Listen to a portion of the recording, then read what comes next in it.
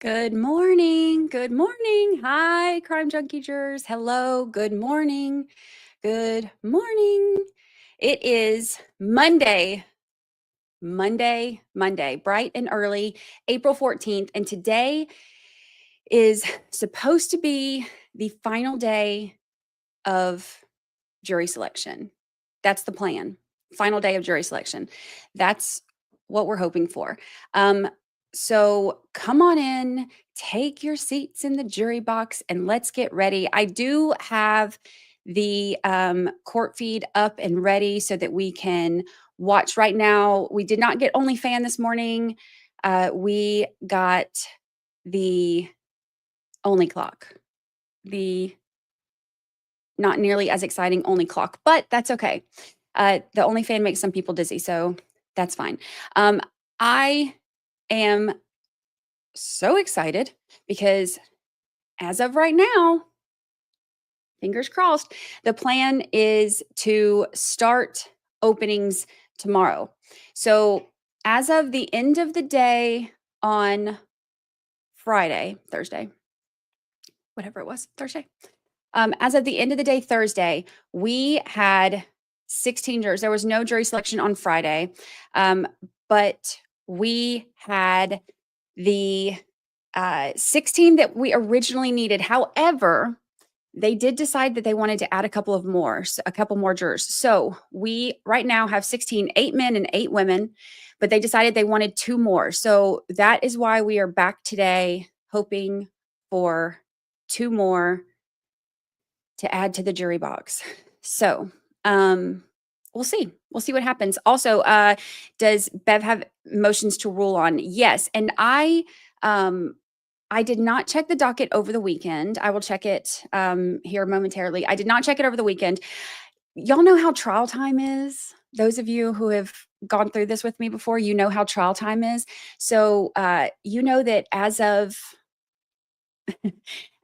starting tomorrow, that there will be little to no sleep for the next couple months. So I did try to take like the actual weekend and not work and take my last full weekend that I'll probably get for a while. So I did not check the docket this weekend, but I will check it in just a few minutes. There are still some things that have not been ruled on yet that she was going to wait till it got closer. So we'll see what they say. We'll see what comes from that. But we do have we do have the trial quickly approaching. Did y'all think we would ever get here? Felt like we would never get here. But we're here. So we'll see what they say today. Now, there was also, for those of you who didn't see it over the weekend, on Friday, I was able to sit down and chat with Reb Maisel. She is she's an attorney. She's super smart, super fun. And I was able to sit down and kind of pick her brain a little bit about the legal stuff and kind of get her input on the whole Karen Reed debacle, this trial with her lawyer brain. So that video is on the channel on Crime Junkie Jury. So make sure you check that out. And then I'm hoping that as this whole trial plays out, she'll be able to come back and kind of talk about some of the craziness. So she's great. So make sure you check that out. Good morning. Good morning. Everybody's filing on in. We have, for those of you who haven't been through this part with us yet, jury selection has been, we've been here for about an hour and a half, 2 hours in the mornings. Basically, she'll come in, she'll go through her whole spiel, reading the charges, reading the long witness list. There's like 150 witnesses. So she'll read through all that. So she'll go through all of those things. And then they'll ask how many of you have, she's got a list of questions. How many of you have had any kind of interactions with or know the witnesses in this case? How many of you know the DA or the lawyers in this case, or have had any kind of interactions with them? How many of you have already heard of or talked about this case? How many of you have formed an opinion? So they go through all this whole list of questions, and then everybody raises their paddles. And as they're calling out the paddle numbers, we all sit here and count like on our fingers. We run out of fingers, and then see kind of where we're at. Now, at the end of jury selection day 8, there have been 481 jurors that have been brought in, 430 of those have already heard of the case, which is crazy for most cases. So very interesting. And the number that have formed an opinion are 252. So more than half, which is, again, just crazy, right? So that's kind of where we stand. Now, as a comparison, I pulled up my spreadsheet from last year. I need to look. Let me pull up my spreadsheet from last year again, because I think we were at like 401. Hold on, let me pull up my notes from last year, because I compared it to see how many of, it took 5 days of jury selection yesterday. It was 5 days over the course of 2 weeks, but it was 5 days total. And I wanted to compare, because I know now we're at day 8.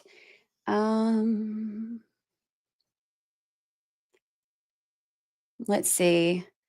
Yep, last year was 406. I was thinking 401. 406 potential jurors were brought in last year, and it took 5 days. And now we are at 481 at the end of 8 days. So crazy, right? We're getting there. We're getting there. Good morning. Good morning. Guys, I will have a training online same time tomorrow, but needless to say, I will do both. Got to show up for jury duty. To let them know in training you're just going to be double duty. Double duty, double duty. Watched the documentary this weekend, and the cell phone search gets me. Couldn't they reenact that to know for sure how a phone time displays when you search? So that is one of those battle of the experts situations, because you have experts on one side saying that it's because of the tab being opened at the time. You have expert on the other side saying that's when the search was done. I've never seen a trial where we had to question Celebrite. So, but if I had a dime for every time I said, I've never seen a trial where, and then followed that by something that we've seen during this trial. So I've never seen a trial where we've had to question Celebrite. It's always kind of like Celebrite comes in and that's, the like end all be all of all cell phone data. This is the first time I've ever had experts saying, nope, Celebrite is wrong. Celebrite is wrong. So it's a first for me, but that's what they're saying. They're saying that Celebrite is wrong and that the search is not done at that time. So that is battle of the experts. They also had, when they did the testing for the Commonwealth, when they did their testing, they did not use the same iOS version that Jen McCabe had on her phone, and the defense expert used that one. So they both have reasons why they're saying that the other side is wrong. And it's just going to be up to the jurors to decide what they think. So we'll see. Good morning. Good morning. Hello. Hello. I think this case will change a lot. I don't know though. I think so too, because we've already seen a lot of changes that are taking place with Hank Brennan being the new prosecutor. His style is totally different than Lally. Totally different. He's bringing up different things. He's entering into evidence, different things. There is new evidence that's coming in this time.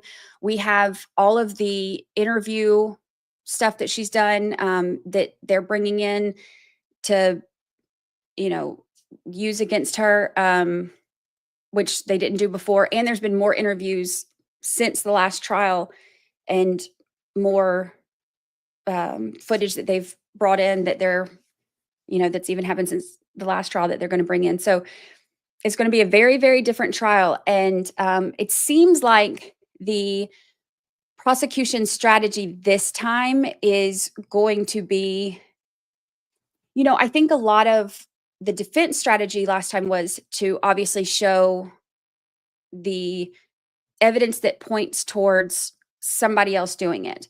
And some of that stuff it seemed like it was kind of like making the jurors not like the certain witnesses, right? So it seems like Brennan is kind of using that same like approach this time with Karen Reed. I feel like a lot of the things that he's wanting to introduce are things to try to make the jury not like her or question her credibility. And so we'll see how it goes. Juries are very, very unpredictable. So we'll see what they say. We'll see what they say. Good morning. Good morning. Imagine if Celebrite was wrong, how many people have been convicted because of that? That's something that's really scary too, because think about how many times we've seen, like I said, Celebrite's like the end all be all. Like, once you get the data expert up there, you're like, you can't argue with the data. But now they're here arguing the data. So that's a interesting and scary situation, right? So, and Brandon probably won't be saying 100 times a day, asking if it was snowing outside and if the apron was clear and if there was a band and high top tables at the waterfall and if Canton High School varsity girls basketball team lost to Foxborough in overtime that night and where people were sitting in the bleachers. So we'll see. Do you think she will testify? I don't think so, but I think that that's always one of those things that I never think that they should testify. I think it's 99% of the time a bad idea. And I've said this before. I think the only time that I've ever seen somebody testify who I thought that was a good idea for them to testify was Travis Rudolph, the former NFL player who was charged with murder, but he was claiming self-defense. I think it was very important for him to testify. And he was acquitted, rightfully so. I 100% agree with the jury on that. And I don't know that they could have reached that decision had he not testified. I think that they really needed to hear from him. So I think that one was a good decision. Other than that, I am pretty much always like, no, sit down, let the evidence do the talking for you. Don't give them anything to work with, because you also don't know what they're going to pick up on. We never know what jurors are going to pick up on. And it could be something as simple as, not liking the way that like I have people, I have very bad ADHD. Those of you who've been with me for a while know this. I have, really bad ADHD. So sometimes when I'm in my podcast, I have everything, all of my thoughts are organized and written out, and I, read through them. When I'm live, I am not organized and thought out Brandi a lot of times. So my sentences will stop abruptly and I'll go on to a different thing. And some people don't like that. So I get, hate and comments sometimes for like, why do you do that? Why do you do that? Something as simple as that could make somebody not like you or make a juror question things that have nothing to do with why you're doing that. I do it because I suffer from severe ADHD. Some people might look at that as like, oh, she doesn't even know what to say. She doesn't even, can't even keep her sentences straight. I bet she's lying. You never know what jurors are going to latch onto, which is why it's really scary for a defendant to take the stand, right? You just never know. You never know what people are going to think. So it's something could be as simple as that. And then there've been some of the ones that we've seen that took the stand, we've thought, you did not do yourself any favors, sir or ma'am. You should have just sat there. And you can tell a lot of times, not even halfway through, how it's going. And I think that I just, if I were an attorney, I would say no. 99% of the time, I would say, no, you do not take the stand. You sit here and let the evidence talk for us. But you never know.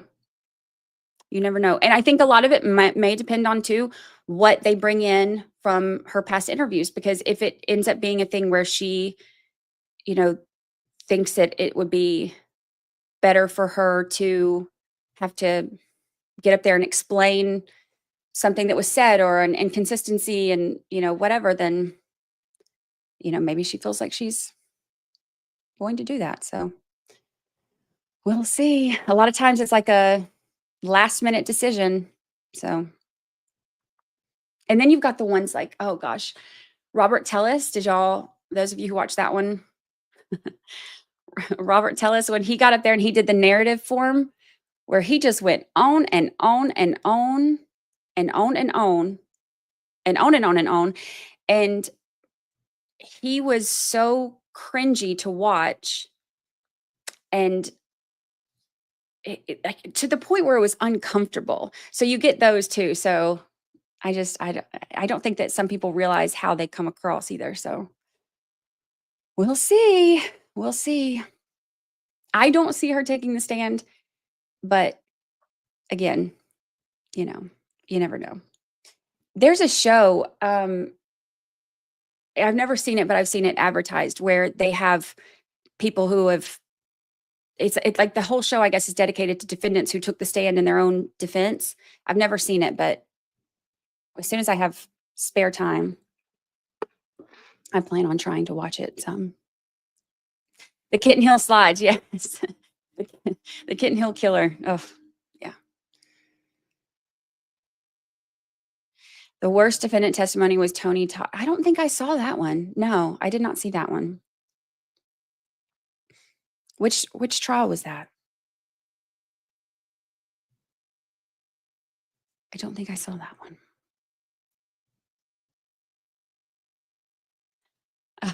Did anyone catch the pro se defendant who took the stand and asked himself questions?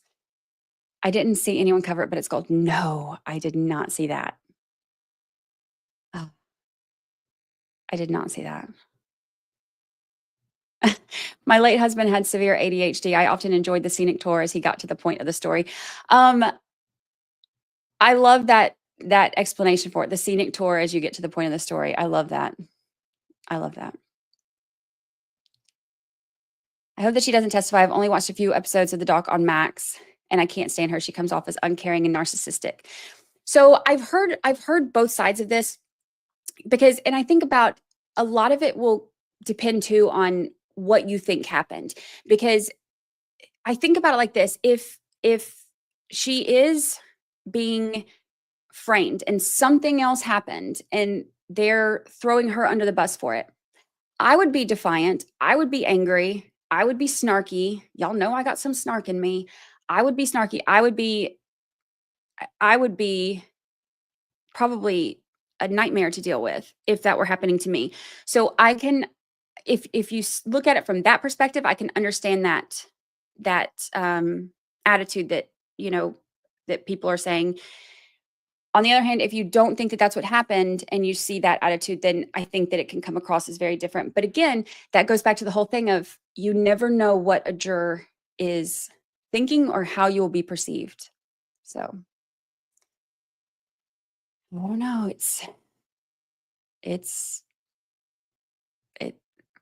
I hope we don't have another hung jury this time. I can't imagine everybody having to go through this again. The families and the city of Canton, I just can't imagine everybody having to go through this again. He was like, "Okay, and did you get shot?" "Yes, I did." "No way." He asked himself questions like that? Oh my goodness. I did not see that. Oh my gosh.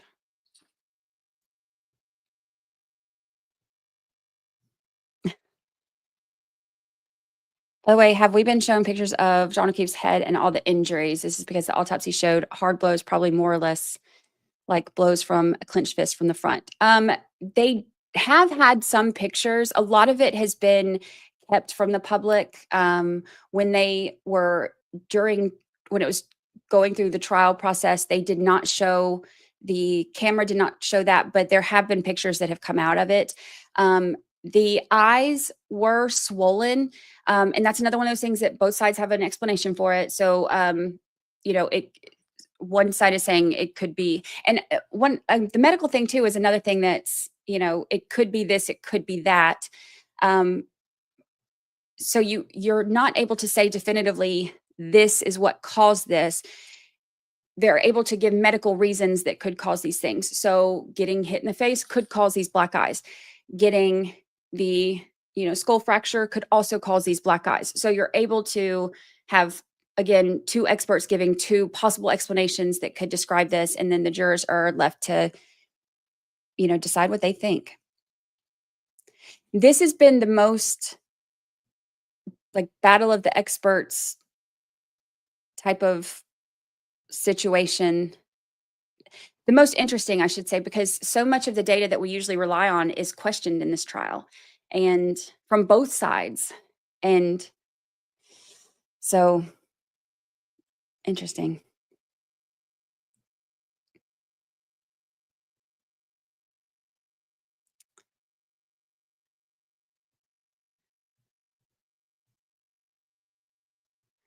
Hello, hello.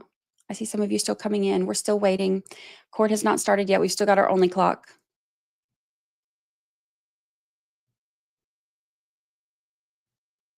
What time does court start today? Well, they have them coming in at 9, and then by the time they get them into the courtroom and start their whole spiel, it's usually around 9:30-ish. So we kind of chat for a little bit until they come in,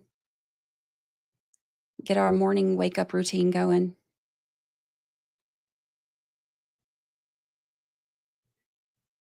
Their clock is dirty. They need to clean that clock. I'll just make them a list.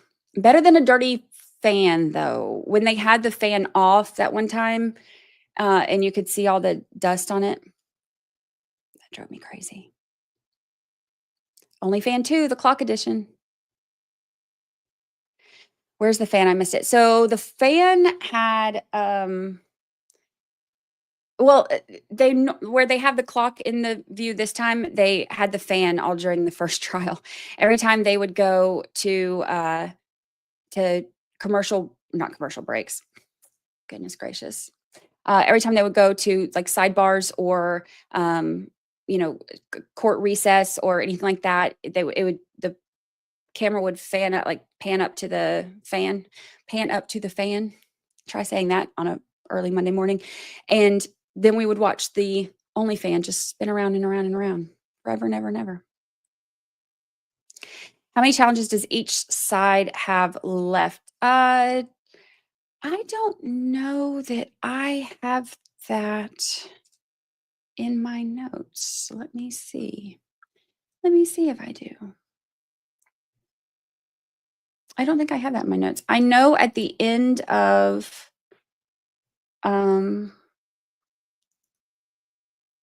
let's see. I have it right here in day 6. I don't know if I have it. I don't think I have that in my notes. I have to go back and look. I have 2 different spreadsheets going right now with all of this.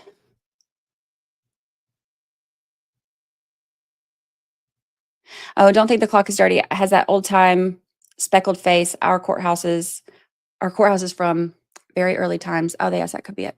I can see the speck. It almost looks like kind of like marble from what I'm seeing on this end. Like a almost like a marble face.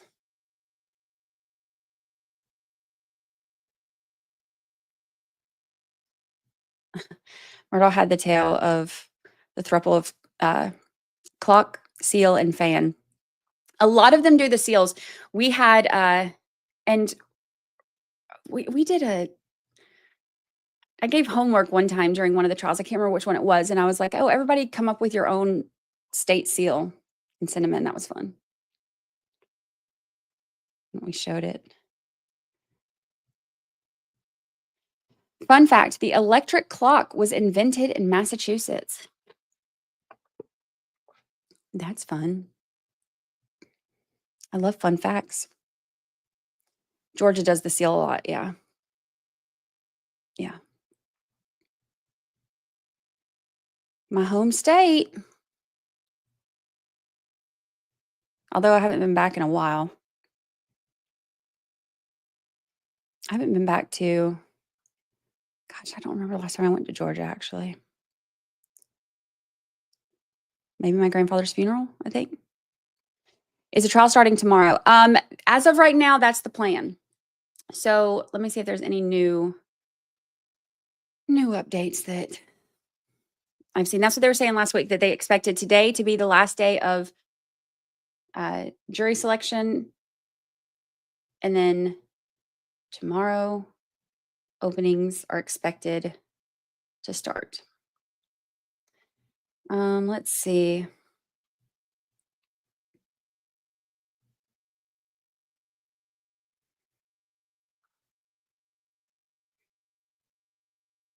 Yeah, there's nothing else saying anything different than that. So we'll see.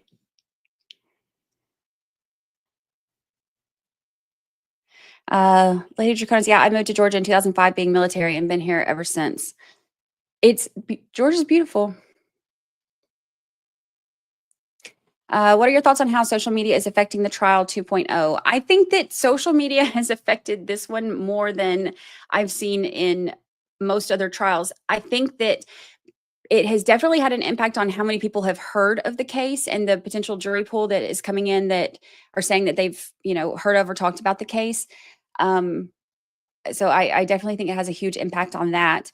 I'm, very interested too about the attorneys being able to search the potential jurors on social media and see, if they're in any of these groups or if they're talking about it on social media or if, they've posted anything about it or whatever, that's a big thing that they've been uh that's been talked about this time too with them doing the searches on doing kind of like their recon on the jury pool to see if anybody's already formed opinions that is telling us that they haven't. So I think it definitely has an impact on the case being so widespread.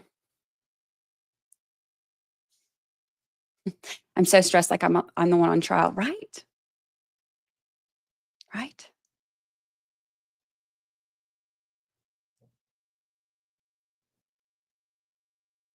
Georgia is full, don't move here. Yeah, I feel the same way about Florida now too. Florida's full and it keeps growing. So here, because I'm back and forth between like Orlando area and the Panhandle, and here in Orlando, it's all of the citrus groves and everything around here are being sold and they're putting on in these huge neighborhoods. Everything's growing here so fast, so fast. It's crazy.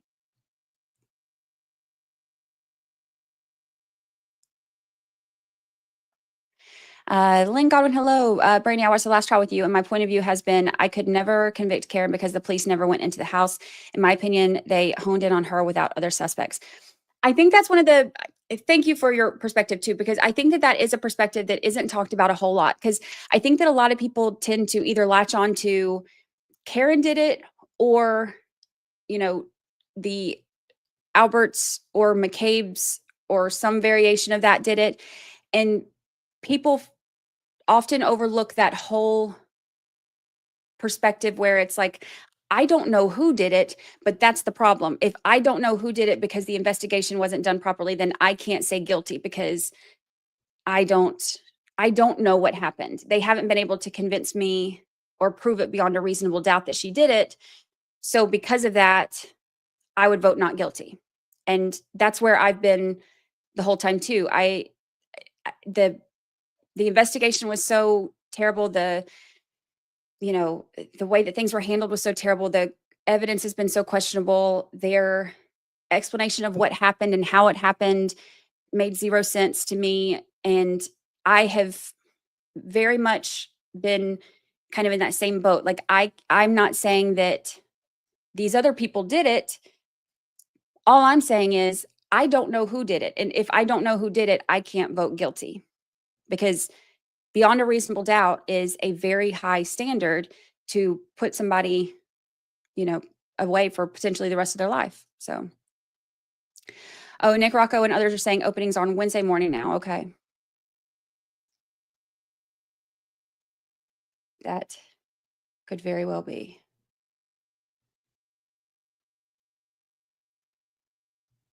Arizona is full also. Everybody's full.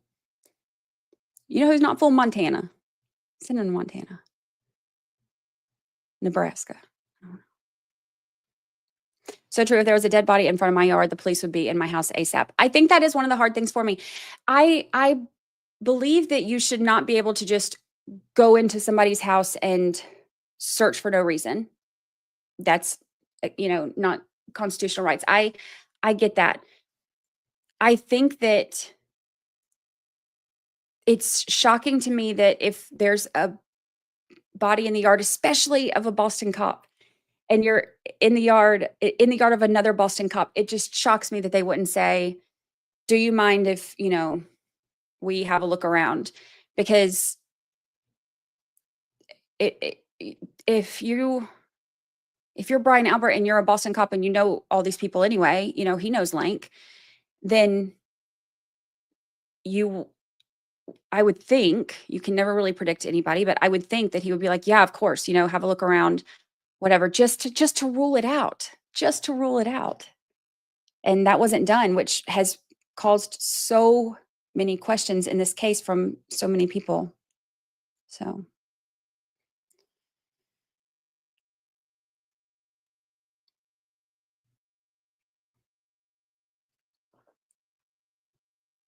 yeah, they never knocked on the door, searched the property outside, or even asked to search. Yeah, so Lank did walk in the house, but of course, like the defense pointed out, Lank has a very long history with the Alberts. So for him to walk in that, and he didn't walk like he walked into that, open area right there. There's like the foyer and the dining room and the kitchen and all that's kind of open. So he was like in that area, but he never asked to look around, you know. There was never any asking for consent to take a look around.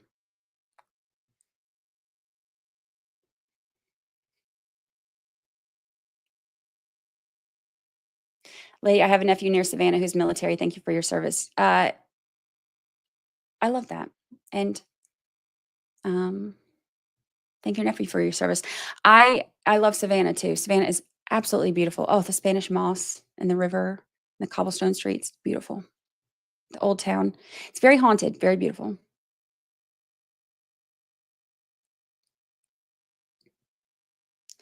I thought I heard that the person who lived across the street was also a cop and wouldn't provide their ring footage. So yes, the person across the street was also a cop. They were and they're on the witness list this time. Kelleher, or however you say it.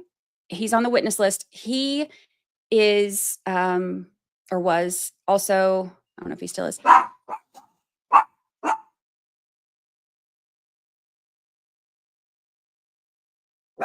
Sorry, Lucy, the door opened and Lucy started freaking out. She's a little guard dog. So they asked Kelleher if he had like his I guess his ring camera faced that way, and he said it didn't pick up anything, so they never took it any further than that. Again, it's one of those things like, okay, you say it doesn't, but if you have a ring camera that points anywhere in that direction, I would still want that. Just saying, nope, didn't catch anything would not be good enough for me, I would think, if I'm looking into all this. I just feel like things just weren't done the way that it should have been. So the front door opened. So and the alarm beeps when it opens. So somebody's coming in or out, and Lucy heard it and got very angry. So I had to mute it so I could tell her she's okay. She's not on guard duty right now. And despite what is going on here, Canton is actually a very nice place to live. We have one of the oldest aqueducts in the U.S., and Paul Revere's copper mill was there. Oh.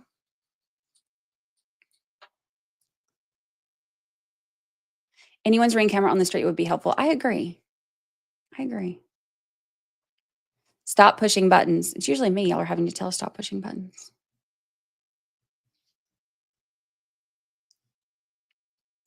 Who knows who passed those houses? Ring video would have been super helpful. I agree. I mean, just everything. Get everything you can. If nothing else, it could rule out different things, Good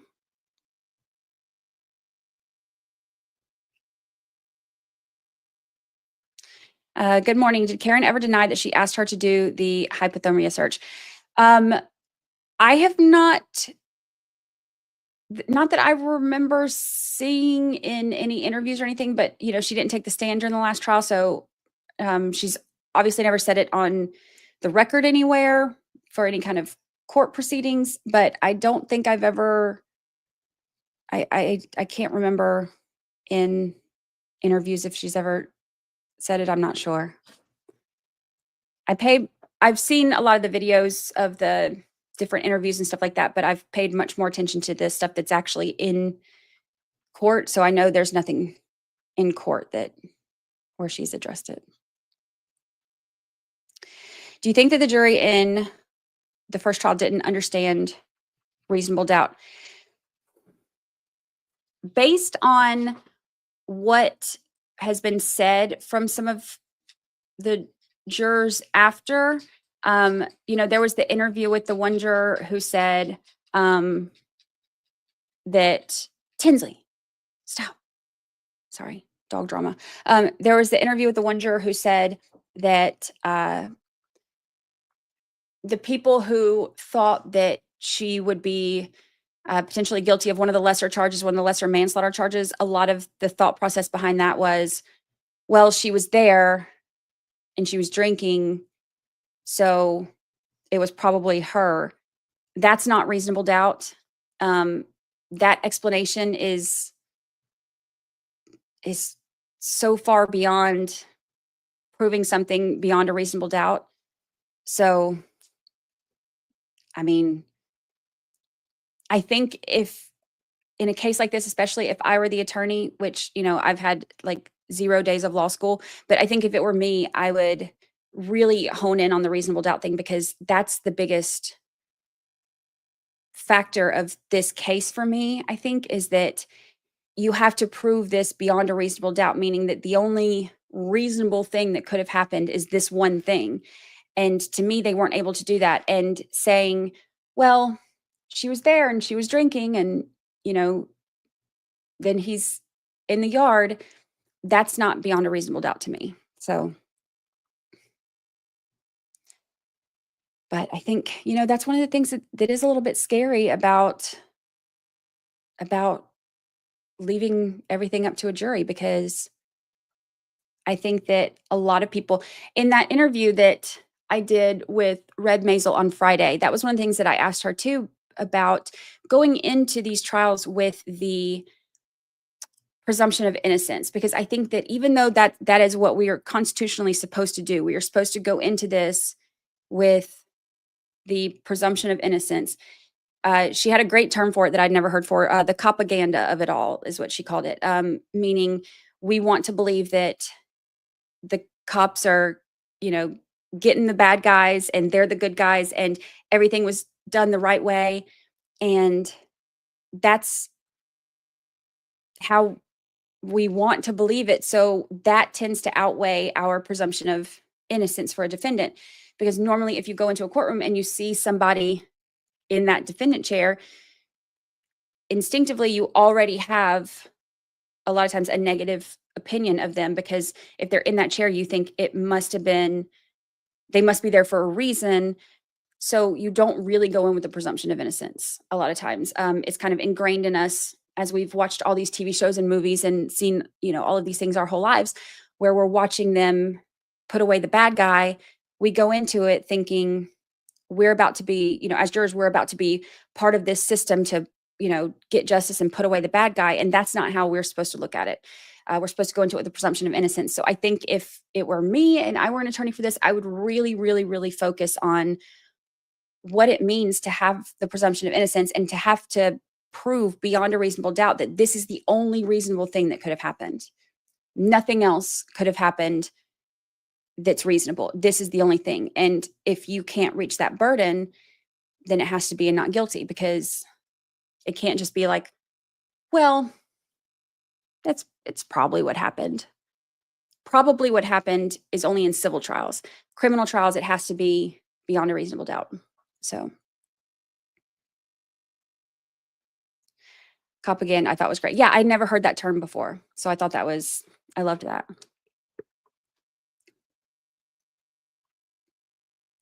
Head injuries, no way caused by a car, period. Yeah, yeah. That's going to be one thing that I think they're going to focus on a lot in this trial too, is those head injuries, because that has come up so much in the pretrial hearings about him potentially hitting his head on the frozen ground. And, did y'all hear my finger pop when I just did that? I'm getting brittle in my old age. It popped really loud. Did y'all hear that when I did my air quotes? Okay, maybe not. I don't know. Don't know how sensitive my microphone is. Anyway, the frozen ground. There's been all these arguments about whether or not the ground was frozen, or if they can prove that it's frozen, because it takes weeks of, cycles, weather cycles, and freeze and thaw cycles for them to be able to figure out if it was frozen or not. And that's one of the things that they've been talking about a lot. So I'm sure we'll hear more about that in this trial than we did the first trial.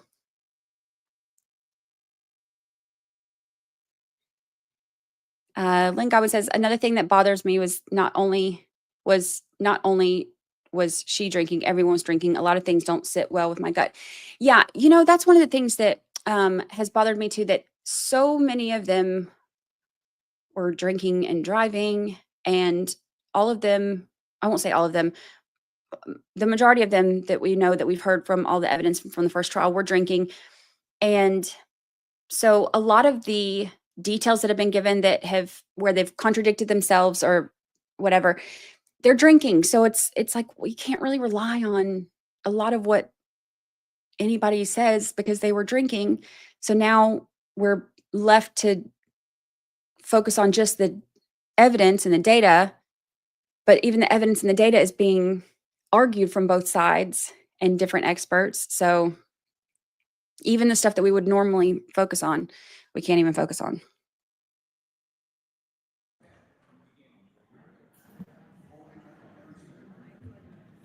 Starting to hear.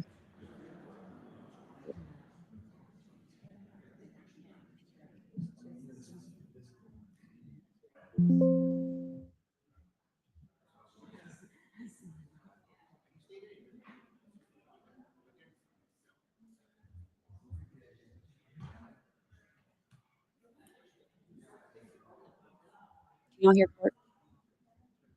You just kind of barely hear them talking in the background.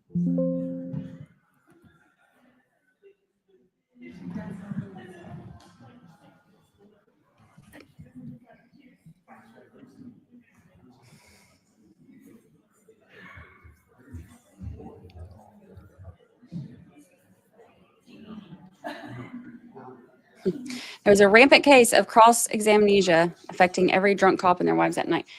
Yeah, the cross-examnesia has been was a real factor in the first trial, I should say. Yeah. Can y'all hear the audio from court?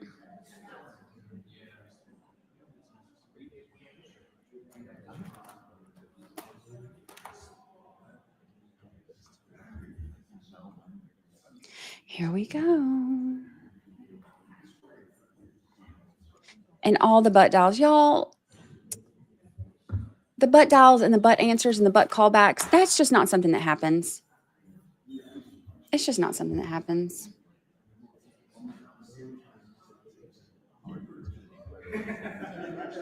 It's just another one of those things that makes everything questionable.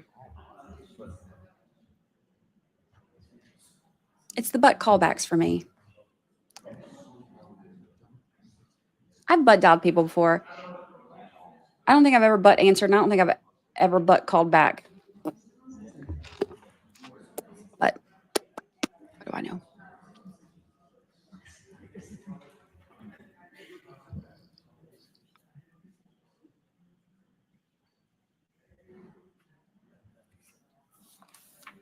Gotta love a butt callback. Okay. All right, so this is officially day 9.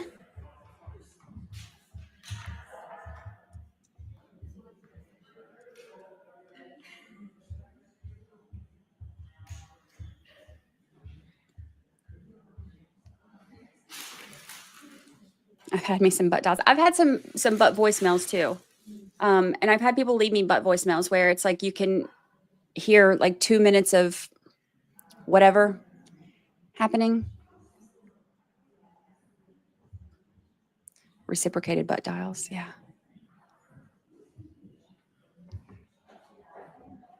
It's the butt hang up before leaving a voicemail for me. Good point, because I just said I've had the butt voicemails, but they hang up before leaving a voicemail. Good point. A lot of busy butts in Canton after 2 a.m.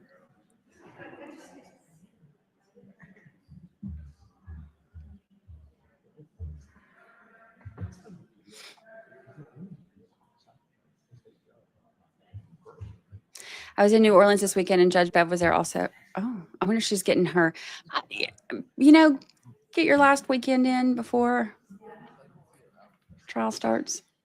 Less than 0. Oh, your personal? Yeah. Of doing it yourself, or like any? I mean, Don't forget to hit the like button, y'all.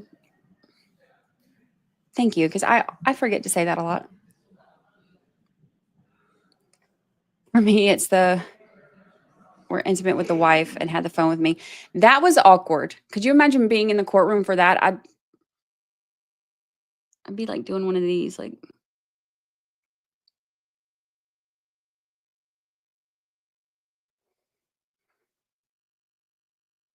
Her son is an attorney there. Oh, a little family visit. Which, I don't blame her. I try to make a specific goal to not work this weekend because I knew that trial was starting. So trial time is very busy because I'm streaming all day during the day, and then I have to go back over everything after to get it together for the podcast, and then I'm working on the podcast in the nights and weekends. So trial time is busy, y'all. Jimmy, do you have those numbers for me? You are unmuted. Sweater fort. Yeah. I'm all about a sweater fort. That when I get embarrassed when they talk about non-ladylike things, I would keep a sweater on the back of my chair and pull it over.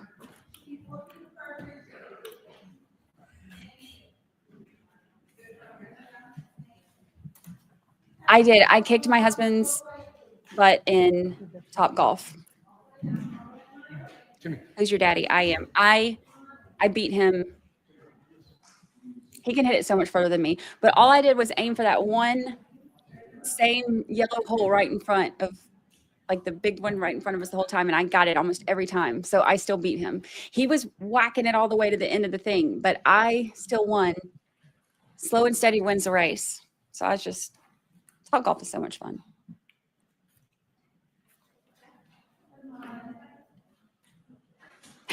How awesome is it to say you beat your husband in Top? I'm still not used to the word husband. Getting used to it. Does discussion father dabble in true crime? He never did until we got together, and now he's into it. He got really into Letitia when he was listening to my Letitia Stalk episodes. I redid all those. He got really into that, and then of course Laurie Shaver, because that's the reason I met him was during the Laurie Shaver trial, and so he's gotten into some of those that I've done.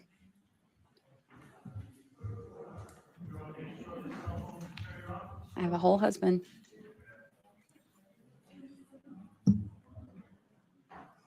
I'm trying to entice everyone I can to get into this trial, at least this trial.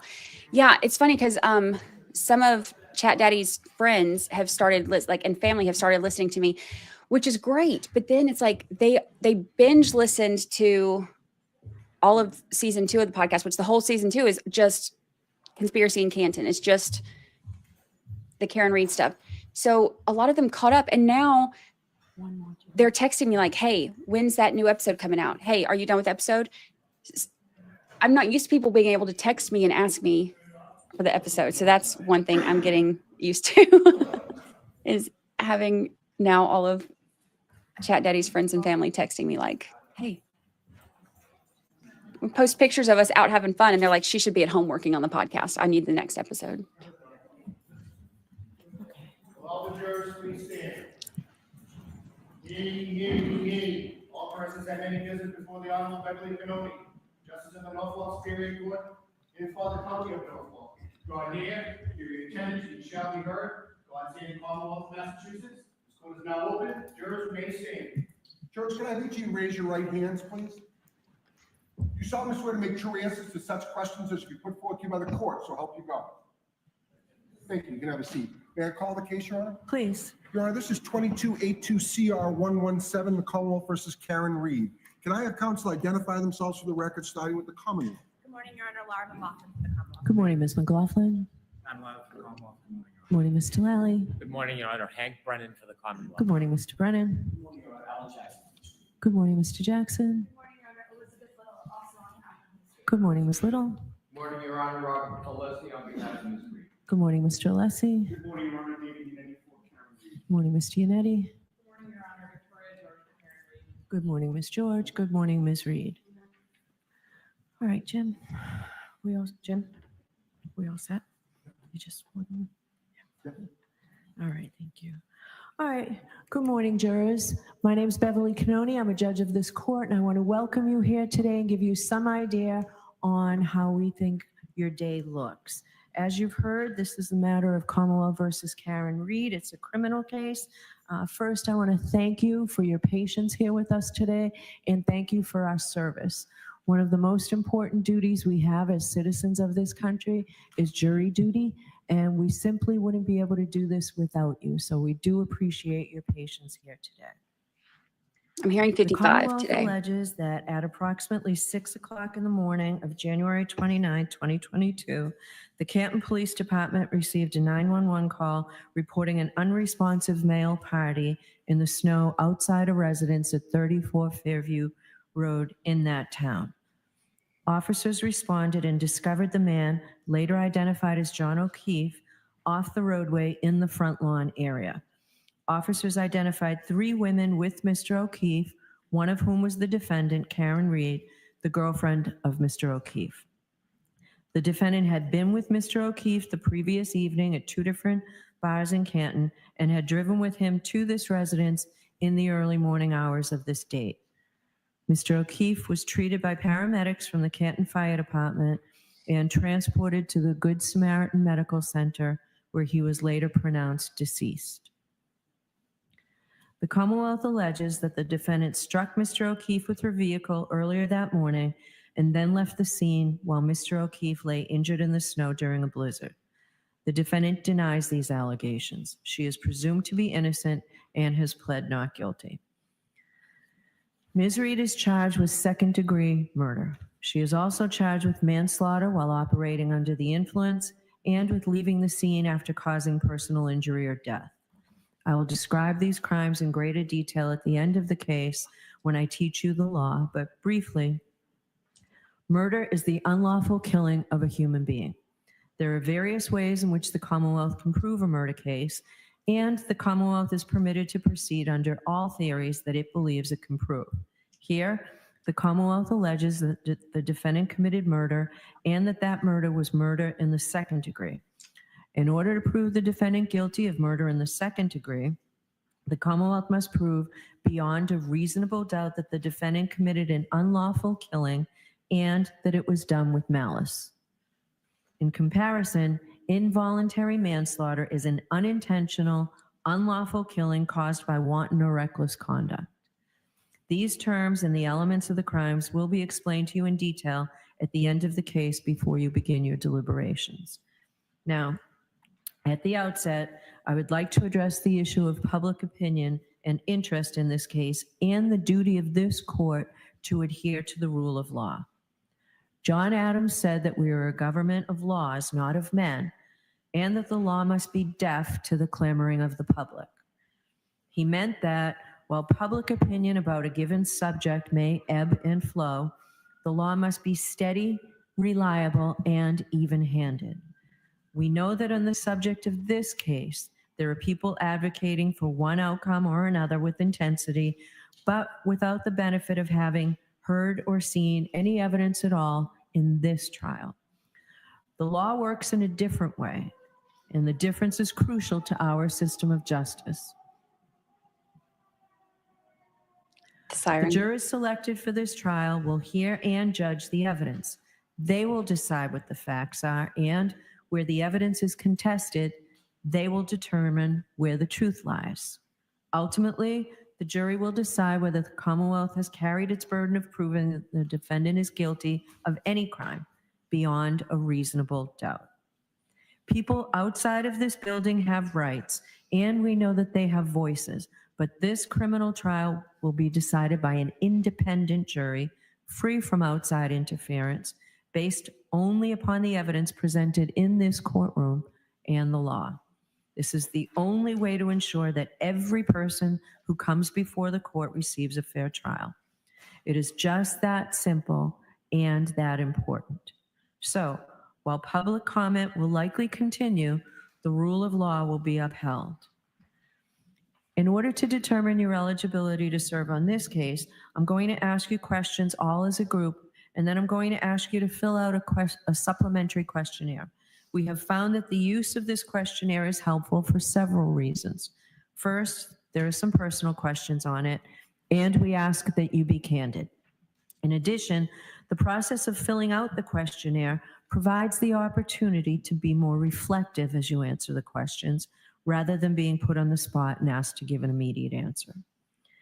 After you fill out the questionnaires, we will have you come up to the sidebar one at a time so that we can follow up with you on your answers to the questionnaire and your answers to my questions. I want to thank you in advance for your patience as we go through this process. As you may know, the lawyers for the parties participate in the selection of the jury. Under our law, each of the parties has the right to exercise what we call juror challenges. This means that each party has the right to challenge a certain number of prospective jurors for any reason or for no reason at all. Therefore, some of you will be excused during the impanelment procedure. Please do not take it personally. Don't think that somehow you're not a fair person. It's not a reflection on you at all. You will be directed back to the jury room and may be picked for another case. In a little while, I'll pose a number of questions to you as a group. You've taken an oath that requires you to truthfully answer these questions and all questions posed to you. I'm not asking you to take out your juror cards now. I'll ask you to do that at a later time. But if your answer to any question is yes, I will ask that you raise your hand and hold up your juror card in the air with the numbers facing out so that the court officers can read out your number. The fact that you answer yes to any of my questions does not mean that you're automatically disqualified from juror service. It simply means that there are matters that the lawyers and I need to discuss with you. If you find a question posed to the group to be overly intrusive, you may elect to answer that question at sidebar as well. I will have additional questions for you which relate to issues that may be raised in the trial and are designed to give us information regarding whether or not you're able to serve as a fair and impartial juror in this case. The lawyers are allowed to ask you questions for the same reason. There is no right or wrong answer. This is not a test. We are simply looking for your best and honest answer to our questions. I'm now going to have the lawyers introduce themselves, please. And when defense counsel introduce yourself, please introduce your client. So let's start with the Commonwealth, please. May I? Yes. Thank you, Your Honor. Good morning, ladies and gentlemen. My name is Hank Brennan. I represent the Commonwealth of Massachusetts. I'd like you to meet my two colleagues. Good morning, my name is Laura McLaughlin. I'm Assistant District Attorney in Norfolk County, representing the communities in Norfolk County. Thank you very much for being here this morning. Good morning, my name is Adam Miley, Assistant District Attorney with the Norfolk County District Attorney's Office. I just want to thank you for your time and attention and for being here. Thank you. Mr. Jackson. Good morning, ladies and gentlemen. My name is Alan Jackson. I have the honor and privilege of representing Ms. Karen Reed, who's standing to my right. Good morning, ladies and gentlemen. My name is Elizabeth Little, and I also have the honor of representing Ms. Reed. Good morning. My name is Robert Alessi. Thank you for being here and taking the time. I have the pleasure of representing Ms. Reed as well. Good morning, ladies and gentlemen. My name is David Yannetti. I'm an attorney. I have an office in Boston and right here in Dedham. It's truly my privilege to represent County. Good morning, everyone. My name is Victoria George, and I also have the privilege of representing Ms. Reed. Good morning, I'm Karen Reed. Thank you for being here. All right, thank you. Jurors, I'm going to read you a witness list. It's very long. Very long. It does not mean that all of these people whose names I read to you will be called as witnesses, but you may hear their names throughout the trial. So please listen carefully because In a few minutes, I'm going to ask you whether you know any of these folks. So it is alphabetical, but it's alphabetical by first name. Aidan Kearney from Jefferson, Mass. Dr. Isaac Wolf from South Miami, Florida. Alfredo Lopalato from Canton. Allison McCabe, Canton. Andre Porto, Massachusetts State Police Crime Lab. Andrew Klain, Bridgewater.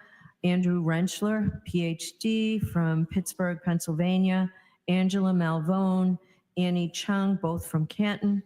Anthony Flamati from the Canton Fire Department.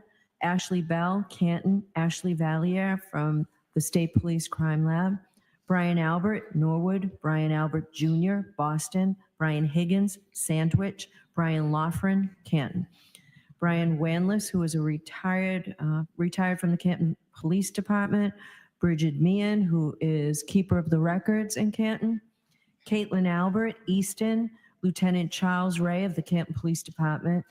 Chief Helena Rafferty, also of the Canton Police Department. Chris Van E., who is a PhD from Novi, Michigan. Christina Hanley from the Massachusetts State Police. Christopher Albert, Canton. Christopher Curran, Canton. Colleen Crawford from the Norfolk County DA's office. Colin Albert, Canton. Courtney Proctor, Canton. Kurt Roberts, Canton. Daniel Whitley from the Canton Fire Department. Daniel Wolf, PhD from Penns Park, Pennsylvania. Derek Ellington from Wake Forest, North Carolina. Dr. Marie Russell, who's from Los Angeles. Dr. Elizabeth Loposada, who is from Providence. Elizabeth Proctor, Canton. Eric Hanlon, Canton. Erin Beatty, Canton. Erin O'Keefe from West Bridgewater. Francis Walsh from the Canton Fire Department. Garrett Wing from Green Cove Springs, Florida. Gary Fowler from Brockton. Gregory Woodbury from the Canton Fire Department. Gretchen Voss, Boston. Hannah Knowles from the State Police Crime Lab. Heather Maxon from Walpole. Erabito Hernandez from the Boston Police Department. Holly Price from Mountain View, California.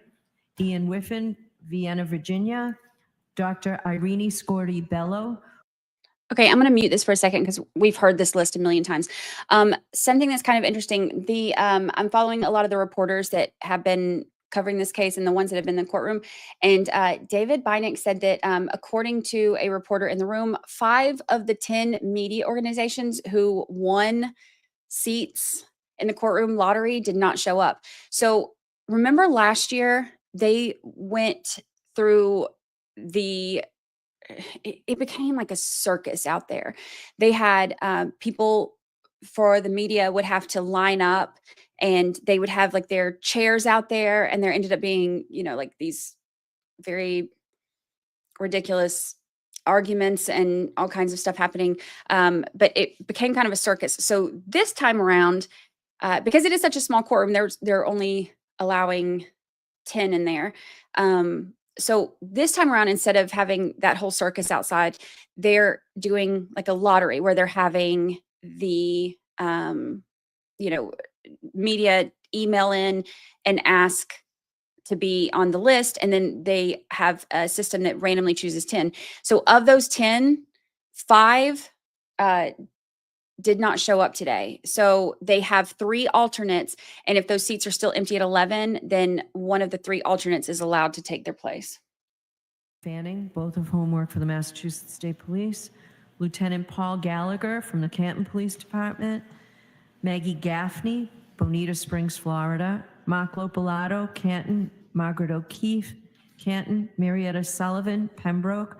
Mary Souza, Dighton. Matthew Amory from Canton. Matthew DeSogra from Charlotte, North Carolina. Matthew Erickson from Grosse Pointe Farms, Michigan. Matthew Kelly from the Canton Fire Department. Matthew Kelsch from the FBI. Matthew McCabe, Canton. Maureen Harnett from the Mass State Police Crime Lab. Megan Mariani from New York, New York. Michael Camerano from Canton. Michael Easter, Los Angeles. Michael Trotter from the Canton Public Works Department. Michael Wagner, Foxborough. Mike Maroli, Bridgewater. Mike Rushworth from Thompson Station, Tennessee. Natalie Wyweek Berschneider from San Marino, California. Nathan Reed from Raynham.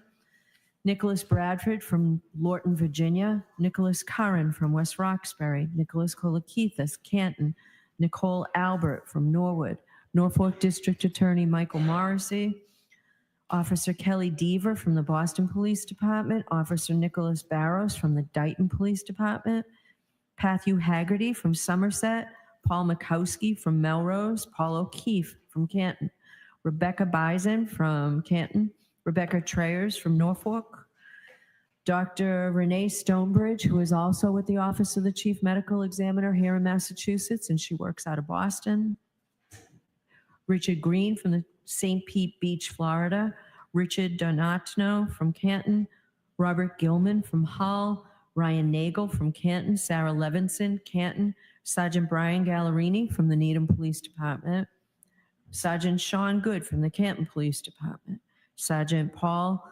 DiGiampetro, who Canton Police Department, Sergeant Yuri Buchanan from the Mass State Police, Shannon Burgess from South Lake, Texas, Cheryl Waugh from Canton, Sophie Herzan from the State Police Crime Lab, Stephanie Devlin, also from the Crime Lab, Stephen Mullaney from the Canton Police Department, Steve Nelson from the Norfolk DA's office, Stephen Bernstein, who's a keeper of the records from Stoughton, Stephen.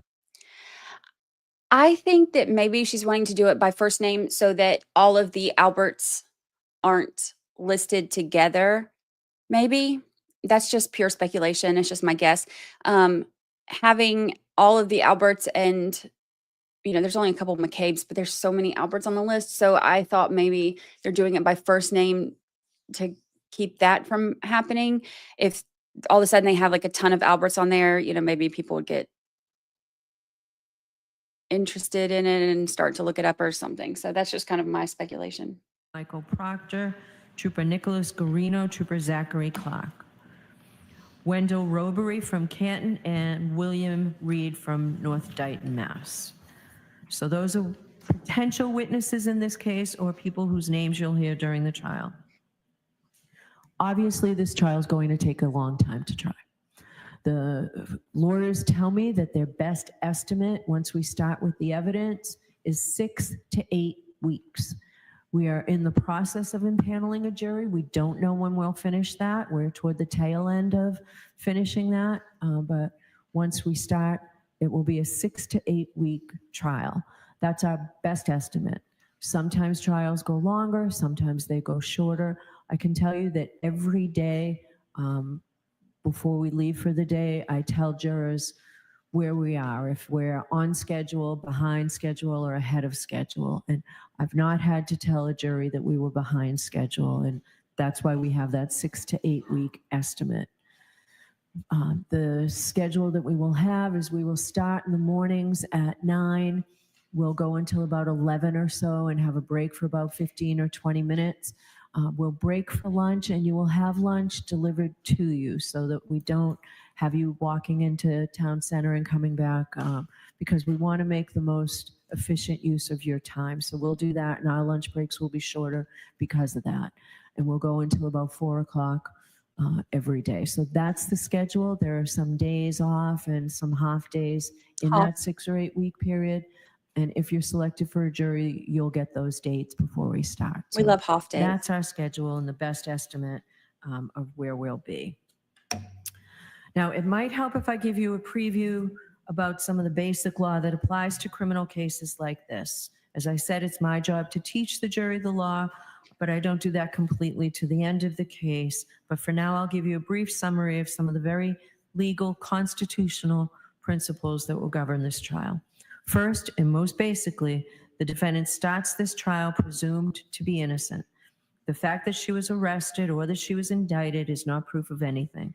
An indictment is simply a piece of paper. It just makes an accusation. An indictment is a formal manner of accusing a person of a crime and bringing that person to court to stand trial in the superior court. But it is only the jury, in other words, you folks, who can decide whether the prosecution has proved its case beyond a reasonable doubt. If the Commonwealth fails to do that, then the presumption of innocence requires you to find the defendant not guilty. The law does not require a defendant to prove her innocence to produce any evidence whatsoever, or to do anything other than attend the trial.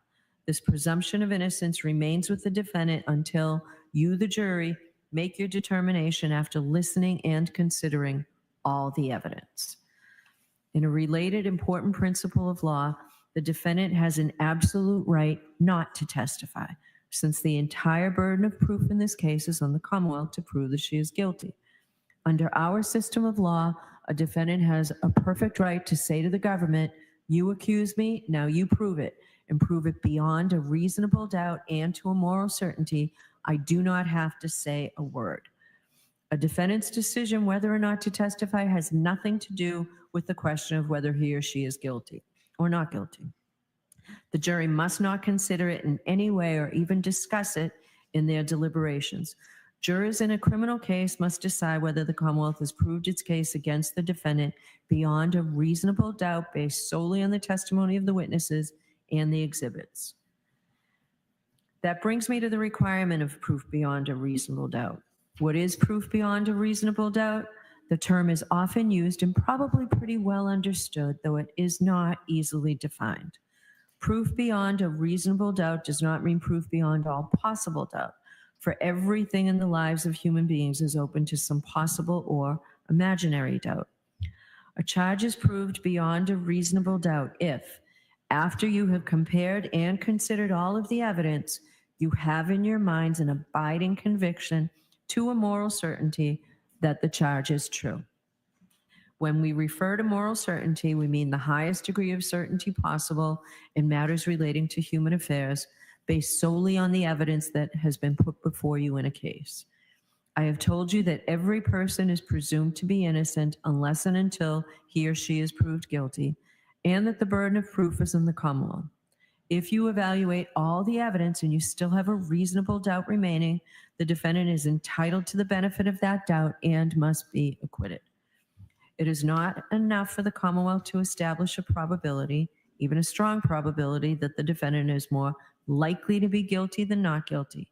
That is not enough. Instead, the evidence must convince you of the defendant's guilt to a reasonable and moral certainty, a certainty that convinces your understanding and satisfies your reason and judgment as jurors who are sworn to act conscientiously on the evidence.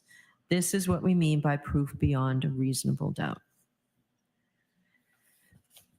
Our system of justice depends on judges like me and jurors like you being able and willing to make careful and fair decisions. All people deserve a fair and equal treatment in our system of justice, regardless of their race, national origin, religion, age, ability, gender, sexual orientation, education, income level, or any other personal characteristic. You have agreed to be fair, and I'm sure that you want to be fair, but that is not always easy. One difficulty comes from our own built-in expectations and assumptions. They exist even if we're not aware of them and even if we believe we do not have them. Some of you may have heard this called implicit bias, and that is what I'm talking about. Of course, we judges have the same problem as everyone else, so let me share a few strategies that we have found useful. First, slow down. Do not rush to a decision. Hasty decisions are more likely to reflect stereotypes or hidden biases. Second, keep an open mind. Avoid drawing conclusions until the end of the case when you and your fellow jurors deliberate. Remember that when you deliberate, you will have all the evidence and all the time you need to make a careful decision. So there truly is no need to start making your mind up before then.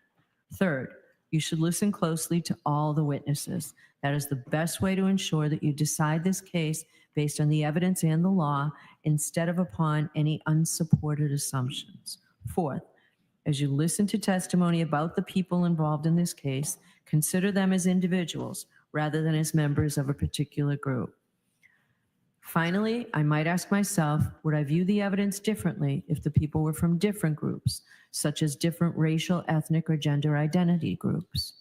At the end of this case, I will remind you of these strategies and ask you to focus on the evidence instead of on any unsupported assumptions you may have. All we ask is that you, individually and as a group, Do your best to resolve this case based upon the evidence and the law without sympathy, bias, or prejudice to the best of your ability as human beings. Now, I know that some of this may be confusing. Perhaps all of it is confusing at this early stage of the case. You'll certainly be in a better position to understand this at the end of the case when you've heard the evidence and I can explain the law in detail. So don't be worried if you didn't catch everything that I've said. Why am I telling you these things now? Because we need to know if you're able to follow the law in this case. You don't necessarily have to agree with the law, but all the jurors will have to apply the law as I describe it. So for jury selection, it is important to know if any of you might have some doubts whether you can accept and follow these legal principles. So you can take your white cards out now if you don't already have them. Here we go. Counting time.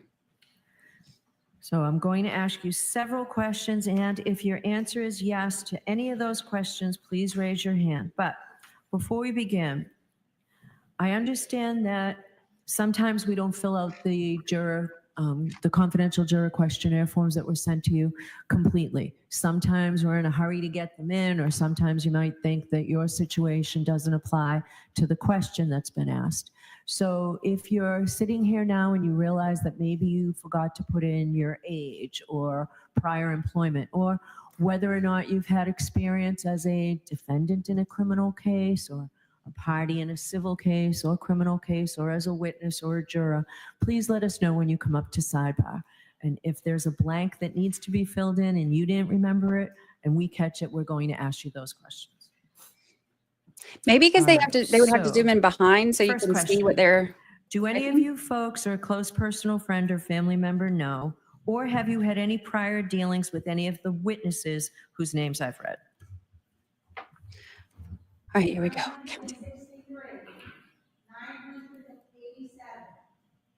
1013, 982, 1034, 1018, 1017, 1038, 994. Okay. Thank you. Do any of you folks or a close personal friend or family member know, or have you had any prior dealings with the lawyers or the Norfolk County District Attorney's Office? If so, please raise your hand. 982, Thank you. Do any of you or a close personal friend or family member have any financial or other personal interest whatsoever in this case or its outcome? I see no affirmative There's only been one that's responses. answered yes to that the whole time. If you have seen, heard, or talked about this case, please raise your hand.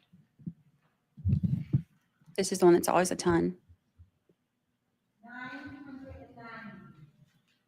1035, 1011, 978, 976, 987, 964, 984, 1020, 972, 1034, 1013, 971, 963, 1032, 982, 1036, 993, 979, 1003, 962, 1030, 989, 995, 988, 1030, 1005, 960, 1008, 968, and 983. 973, 1017, 1039, 1022, 1002,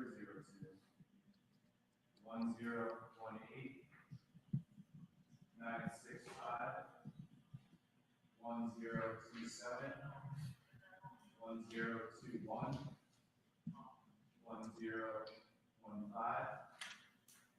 992, 1031, 970, 998, 986, 994, 1037, 1038. Okay, thank you very much. 49. Is that what y'all got? Please raise your hand if you have expressed or formed any opinion with respect to this case.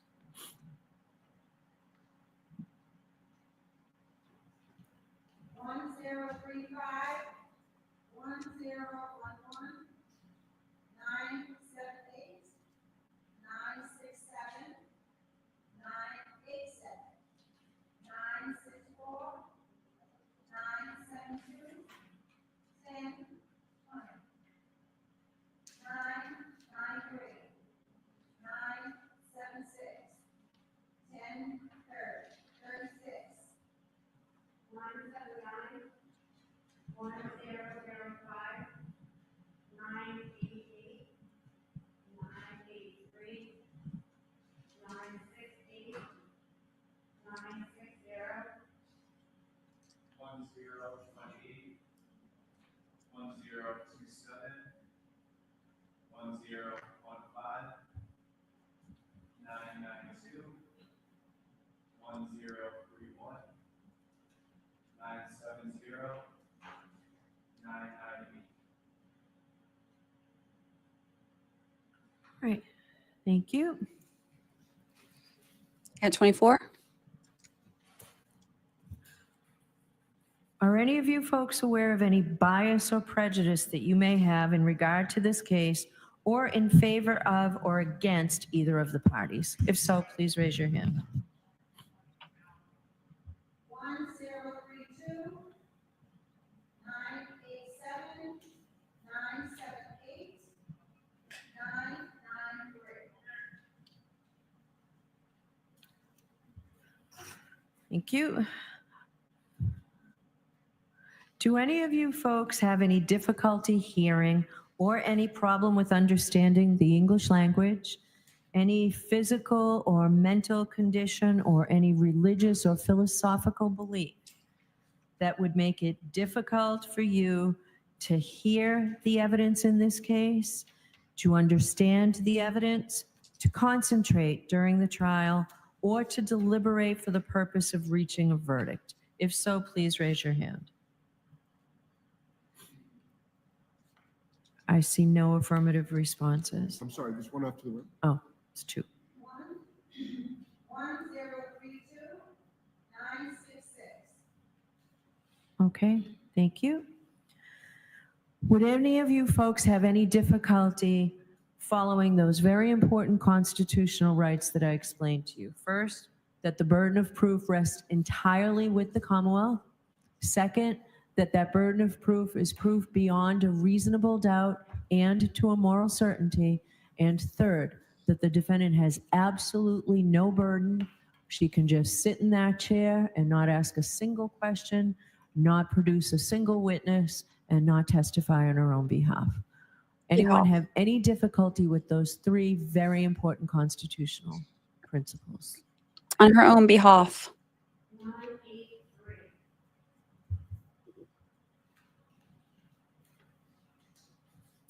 Now, I can tell you folks that after every jury trial, I talk to the jurors, and they always tell me that even though they may have not wanted to have jury duty, that they have found it to be an interesting experience, and many tell me that they find it to have been a rewarding experience. But I do understand that for some of you jurors, given the schedule that we have, serving on this jury may be a substantial hardship. And let me tell you what I mean by substantial hardship. Every civic duty that we have requires us to be inconvenienced in some way. This is much more than inconvenience. It means that there's something personal to you that means that you will be excused, but the person sitting next to you will have to take your place. I generally think of it in terms of you have surgery or vacation plans scheduled, airline tickets scheduled for the time that we will be in jury trial here. If you think you have a substantial hardship, please raise your hand.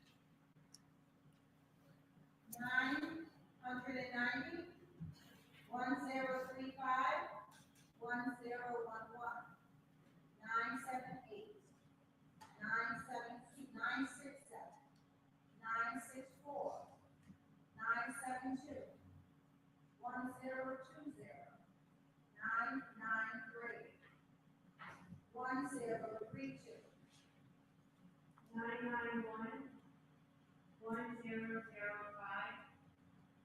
1010, 1012, 968, 1008, 960, 973, 988, 1022, 1018, 965, 1027, 1015, 992,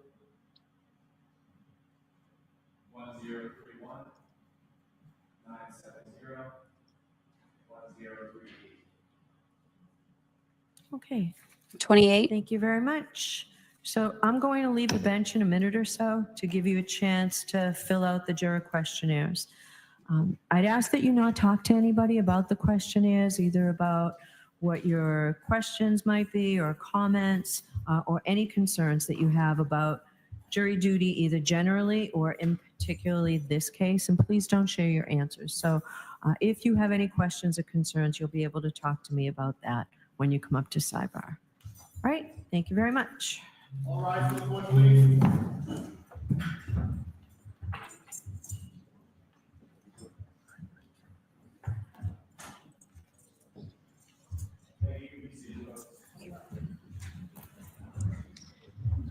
All righty. That's it for that. I am going to double check with the attorneys, or not attorneys, with the double check with the attorneys. I'm going to double check with the reporters that were in the room, but the numbers that I have, I'll give you. I had, out of the 55,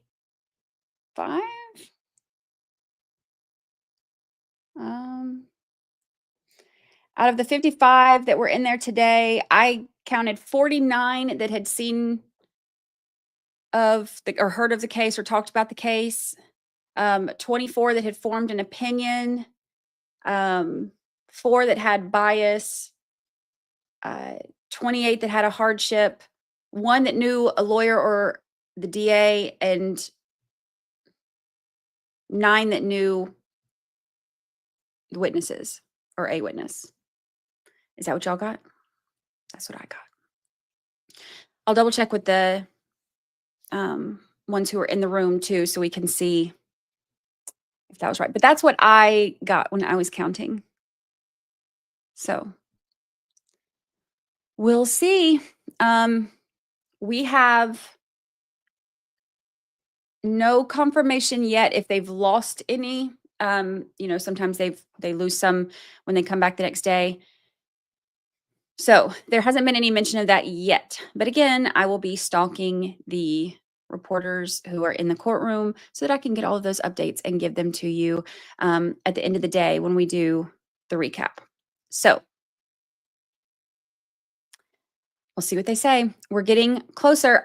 They had originally said that tomorrow is when we're looking to do our opening statements, but I've heard a couple times this morning that now they're looking at possibly Wednesday, so we'll keep a watch on that.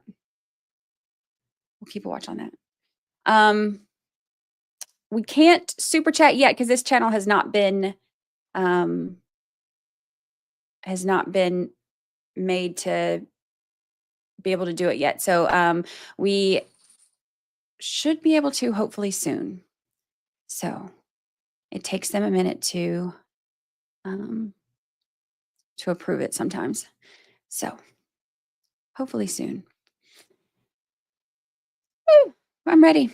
All right. So I will keep an eye on everything and we'll see who, if anyone, is chosen for the jury today.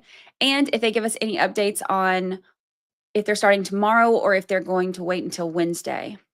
So I had heard this whole time that they're doing tomorrow. I'm going to end our poll. We started the poll at the beginning.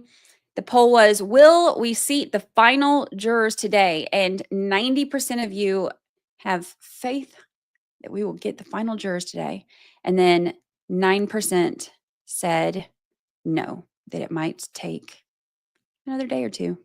So we'll see. We will see. I'm guessing no court Friday. I have not heard them say anything about no court Friday. I know that there's no court Monday. A week from today, there's no court with Patriots Day in Boston. So there's no court on that day. I have not heard them say about Friday yet. So hopefully we'll get all of that stuff cleared up ASAP. So I hope there's no court Friday because I am going to Friday night in Orlando. I'm going to the Crime Junkie tour. So I have plans Friday night. It would be nice to not have court Friday. That would be lovely. So we'll see. We'll see what they say. All right, y'all. I will give y'all updates as soon as I get them. Hopefully, this is going to be the last day of jury selection. And hopefully, we can start either tomorrow or Wednesday. I am really, really, really ready to see openings, especially because the openings are going to be different this time. You know, we have two totally different people doing opening statements this time. So Yannetti and Lally did them last time. Yannetti did it for defense and Lally did it for the prosecution. This time we're going to have Brennan doing them for the prosecution and Alan Jackson doing them for defense. So new trial, two totally new attorneys doing totally, I'm not new attorney, but new attorney doing the openings. So it'll be totally different than last time. So we'll see. We'll see what they say. It is going to be interesting. Openings always are. Kind of lays out the whole roadmap for how everything is supposed to go and what we're supposed to hear. So we'll see. I will keep y'all posted and look for the update video at the end of the day with all of our numbers and any kind of inside info from anything that happens in the courtroom today. And hopefully we will have actual jury duty starting tomorrow instead of jury selection. So we'll see. We'll see. I will keep y'all posted. Thank you so much. If you haven't hit the like button yet, please do make sure you subscribe so that you can, and hit your notifications so that you get notified every time we have a live and every time we have any new videos, any new updates, any new interviews, all that good stuff. So I have 3 dogs who are like pacing around here, ready for me to take them out. So I'm going to go do that. I appreciate y'all, and I will see you all very, very soon. Very soon. We're getting there, y'all. We're getting there. I'll see you soon.